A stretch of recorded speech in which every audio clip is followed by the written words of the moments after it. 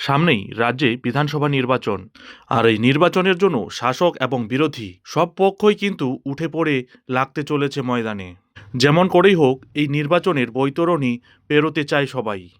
আর এরই মধ্যে রাজ্য রাজনীতিতে একটি নয়া মোড়। একেবারে মেরে কেটে 2.5 মাস হয়েছে নতুন দল গঠন করেছেন। রাজ্যের বিভিন্ন প্রান্তে জনতা উন্নয়ন পার্টির ফেস্টুন ব্যানারও দেখা যাচ্ছে। ভোটের আগে দলের সেই নামই এবার বদল করতে হলো হুমায়ুন কবিরকে। আর জনতা উন্নয়ন পার্টি থাকছে না ভরতপুরের বিধায়কের দলের নাম। তৃণমূল থেকে সাসপেন্ড হওয়ার পর নিজের দল গঠন করেছিলেন ভরতপুরের বিধায়ক হুমায়ুন কবির। কিন্তু মাত্র 2.5 মাসের মধ্যেই সেই দলের নাম বদল করতে হলো তাকে। এখন প্রশ্ন হলো কেন এবং কী নাম পরিবর্তন করা হলো তার দলের। সম্পূর্ণ বিষয়টি ডিটেলসে আলোচনা করব। তার আগে চ্যানেলে নতুন হলে চ্যানেলটিকে সাবস্ক্রাইব করে বেল আইকনটি বাজিয়ে অল নোটিফিকেশন অন করে দিন এই ধরনের গুরুত্বপূর্ণ আপডেটগুলি ঠিক সময় মতো পেতে।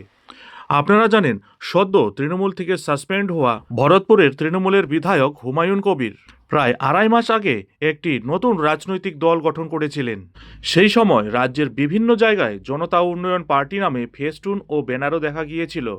কিন্তু ভোটের মুখে এসেই সেই নাম আর রাখা গেল না। শেষ পর্যন্ত দলের নাম বদল করতে হলো তাকে। এখন আর জনতা উন্নয়ন পার্টি নামে পরিচিত থাকবে না তার এই দল। দলের নামের আগে আম শব্দটি যোগ করতেই হবে। ফলে নতুন নাম হলো আম জনতা উন্নয়ন পার্টি। এই নতুন নামেই হুমায়ুন কবিরের দলের রেজিস্ট্রেশন মঞ্জুর করেছে নির্বাচন কমিশন। সংক্ষেপে এবার দলের নাম হবে এজেইউপি। গত বছর তৃণমূল কংগ্রেস তাকে সাসপেন্ড করার পরই নতুন রাজনৈতিক দল গঠনের কথা ঘোষণা করেছিলেন হুমায়ুন কবির। এরপর 6 ডিসেম্বর মুর্শিদাবাদের বেলডাঙায় বাবরি মসজিদের ভিত্তিপ্রস্তর স্থাপন করেন তিনি। তারপর 22 ডিসেম্বর বেলডাঙাতেই একটি সভাও করেন তিনি। সেই সভা থেকেই নিজের নতুন দলের নাম ঘোষণা করেছিলেন তিনি। তখন দলের নাম রাখা হয়েছিল জনতা উন্নয়ন পার্টি, কিন্তু পরে দলের রেজিস্ট্রেশন করতে গিয়ে সমস্যায় পড়তে হয় তাকে। হুমায়ুন কবিরের দলের রেজিস্ট্রেশনের জন্য রাজ্যের মুখ্য নির্বাচনী আধিকারিকের দপ্তর নির্বাচন কমিশনে সুপারিশ পাঠায়।